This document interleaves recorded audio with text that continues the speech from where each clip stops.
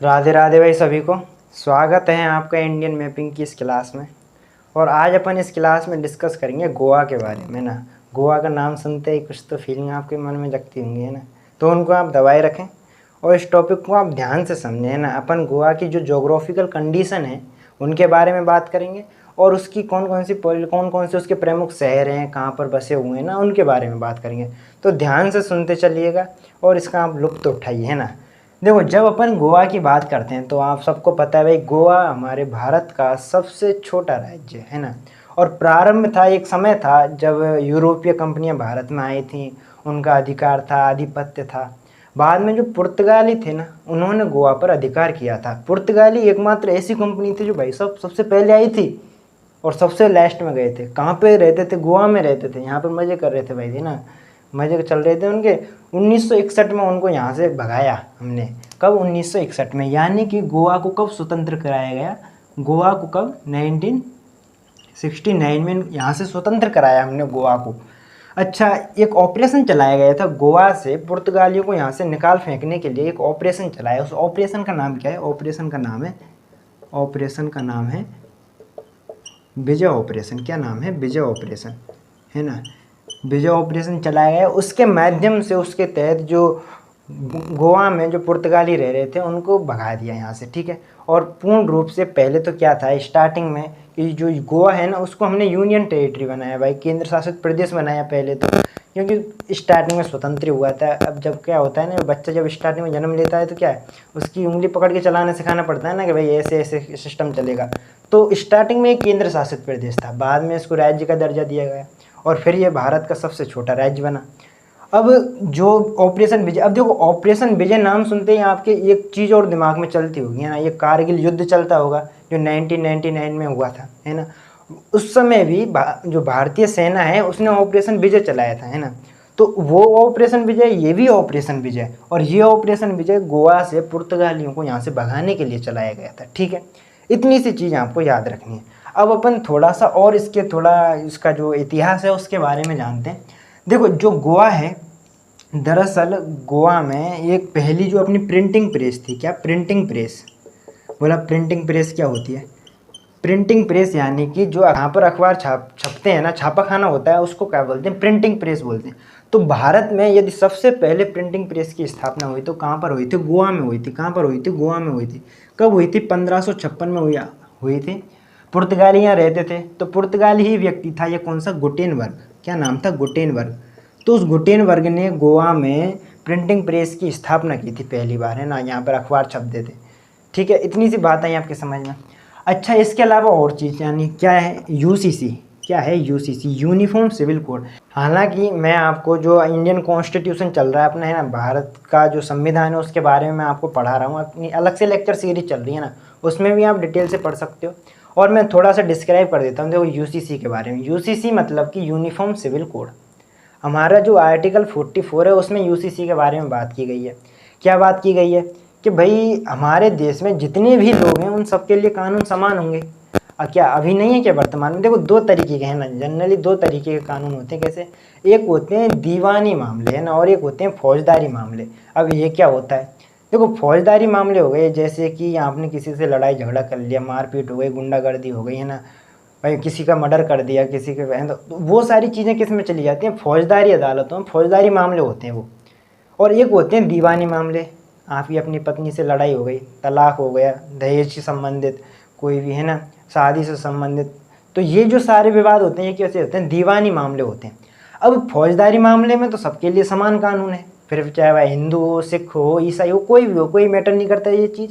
फौजदारी मामलों के लिए सभी के लिए समान कानून बने हुए हैं। लेकिन जो दीवानी मामले हैं ना, जैसे कि भाई आपकी पत्नी से तलाक हो जाता है, तो इसके लिए मुस्लिमों के लिए अलग कोड बना हुआ है जिसे हम मुस्लिम कोड कहते हैं, और हिंदुओं के लिए अलग एक्ट है जैसे हिंदू मैरिज एक्ट कहते हैं, है ना। तो ये जो यहाँ पर जो धर्म की चीज़ें हैं ना वो डिफ्रेंशिएट हो जाती हैं। और कहीं ना कहीं यहाँ पर जैसे कि भाई अब मुस्लिमों का ये कल्चर है, क्या है कि भाई वो 4 पत्नियाँ रख सकते हैं, लेकिन हिंदू तो नहीं रख सकते। अब आप ये नहीं कह सकते यार हिंदुओं को तो नुकसान हो गया, भाई नुकसान नहीं हुआ। भारत हमारी हिंदुओं की कल्चर है ये है ना, संस्कृति है कि भाई एक ही पत्नी रखनी है, लेकिन मुस्लिमों में नहीं है ऐसा। लेकिन वहीं जब तलाक की बारी आती है तो कहीं ना कहीं उस महिला के अधिकार छीने जाते हैं। इसलिए तब हम बात करते हैं कि भाई सभी के लिए समान कानून होने चाहिए। क्या उस महिला के लिए कानून नहीं होना चाहिए? क्या उस महिला की अधिकार नहीं है क्या कुछ? तो तब ये चीज़ें हमारे सामने निकल के आती हैं कि यार यूसीसी होना ही चाहिए, यूनिफॉर्म सिविल कोड होना ही चाहिए। फिर वह चाहे हिंदू हो, सिख हो, ईसाई हो, इस चीज़ से क्या मायने रखता है? जब देश में सभी नागरिक समानता से रह रहे हैं तो उनको समानता से ही सबको एक ही नज़रिए से देखना चाहिए, समान अधिकार दिए जाने चाहिए, है ना। तो ये सारी चीज़ें हैं। और ये आपको पता होगा कि भाई जो गोवा है वो हमारा पहला राज्य है जहाँ पर हमने यूसीसी लागू किया था। यूसीसी यहाँ पर चलता है अभी, है ना, यूनिफॉर्म सिविल कोड यहाँ पर चलता है। तो ये बेसिकली कुछ चीज़ें हैं भाई। 1961 में यहाँ ये आज़ाद हुआ, 1556 में प्रिंटिंग प्रेस की स्थापना हुई और यूसीसी कोड यहाँ पर लागू है, ठीक है। अब गोवा वाले बीच पर, है ना, ये तो आप सबको पता है, गोवा अपने बीचों के लिए फेमस है। अच्छा, बहुत से लोग यहाँ जाना पसंद करते हैं ना, वो भी क्या, हनीमून, भाई शादी हो जाती है फिर प्लानिंग बनाते हैं कि चलो कहीं घूमने चलते हैं, तो उसमें प्रमुख डेस्टिनेशन कौन सा है? गोवा है। अब क्या है, बहुत से गर्लफ्रेंड बॉयफ्रेंड जाते हैं, भाई साहब जाते हैं।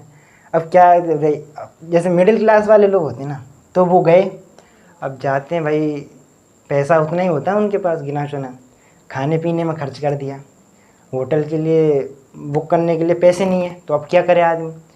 तो फिर वहीं झाड़ियों, इसीलिए क्या है, जो सरकार वो प्रयास करती है कि झाड़ियाँ नहीं, लेकिन फिर भी कोने को चारे तो ढूंढ ही लेते हैं आशिक लोग। फिर वो चट्टानें हैं। और पर एक चीज़ बता देता हूँ, चट्टानों के पीछे पर एक चीज़ आपको ध्यान रखनी है भाई, जाओ तो ऐसा नहीं कि आप कहीं भी स्टार्ट हो जाओ। वो आपको एक चीज़ और पता हो ना भाई, जो चट्टानें हैं वो अपरदन के कारण घिस चुकी हैं, क्या पता आपके ऊपर गिर जाए। तो थोड़ा सोच समझ के संभल के, है ना, आसपास की जोग्राफिकल कंडीशन भी देख लीजिएगा, पॉलिटिकल कंडीशन भी देख लिया, कोई आसपास झांक तो नहीं रहा है। तो सब सारी चीज़ें को ध्यान में रखते हुए आपको अपनी वारदात को अंजाम देना है, ठीक है। क्योंकि यदि आपके पास पैसे नहीं है होटल बुक करने के, तो आपको ये काम करना पड़ेगा। बात आ गई आपके समझ में, है ना। अब अपन बात करते हैं इसके कौन कौन सी नदियाँ हैं। देखो, एक यहाँ पर नदी है जो गोवा से ही निकलती है, पश्चिमी घाट है, पश्चिमी घाट निकल जा रहा है। इस पश्चिमी घाट से एक नदी है जो यहाँ से निकल के जाती है और इधर जाती है। उस नदी का नाम क्या है? उस नदी का नाम है ज्वारी नदी। क्या नाम है? ज्वारी नदी।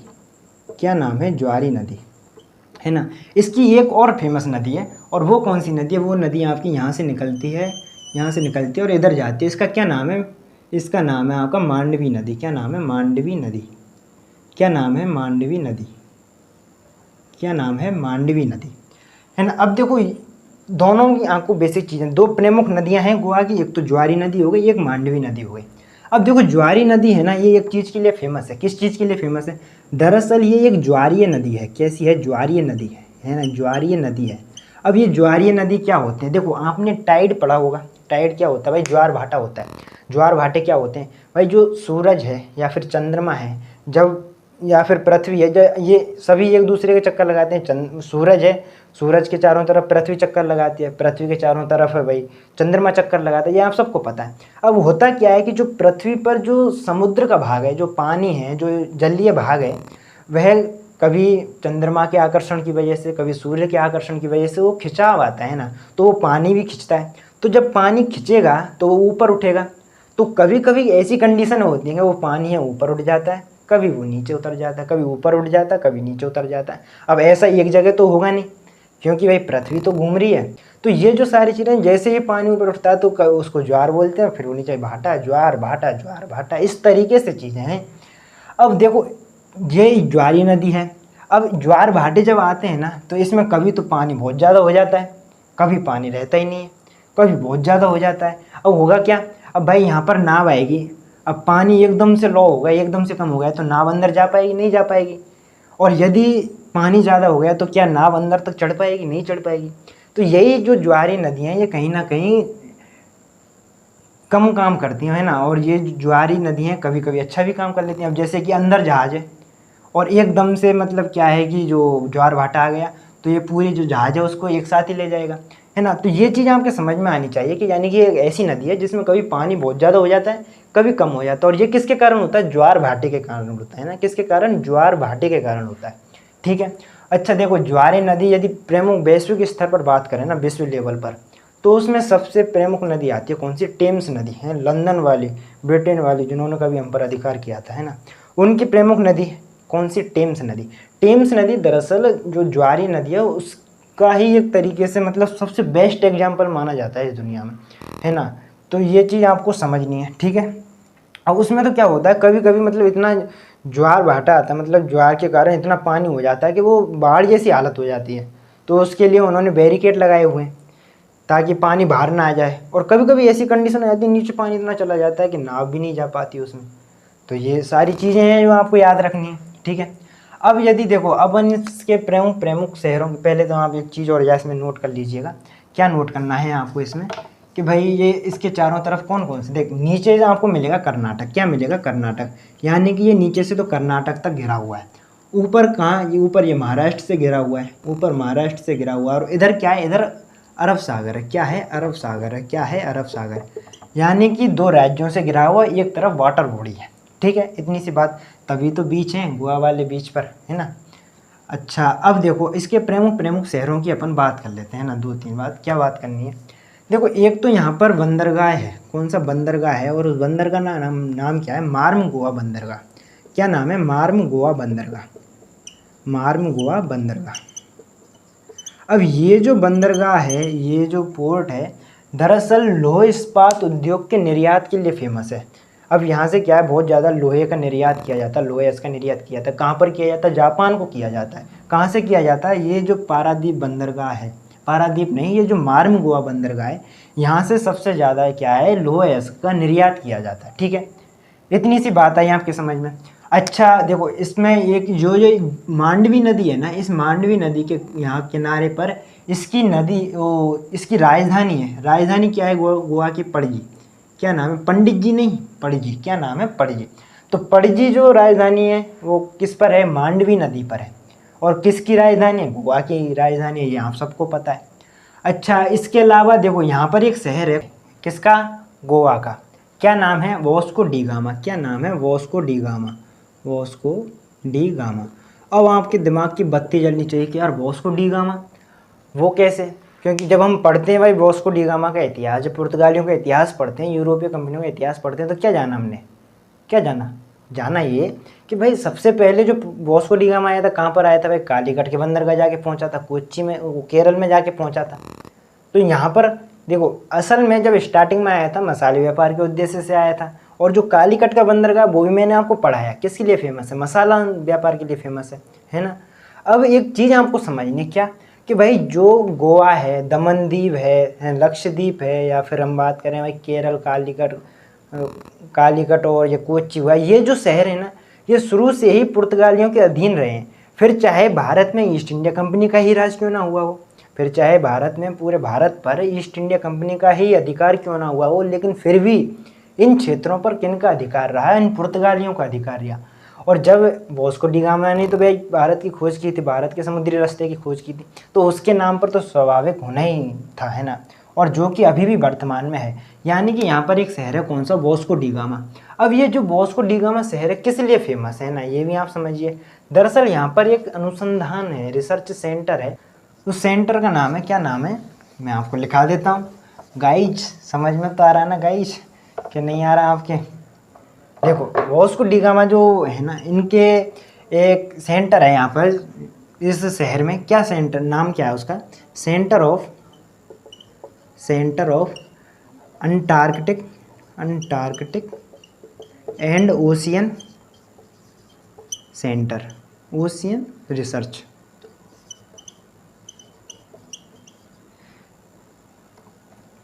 क्या है पूरा नाम, centre of Antarctic and ocean research.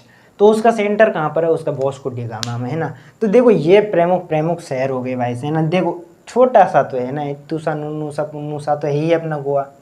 और उसमें भी फिर आप देख लीजिए कि एक प्रमुख शहर ये हो गया, 2-3 एक पणजी शहर हो गया, है ना।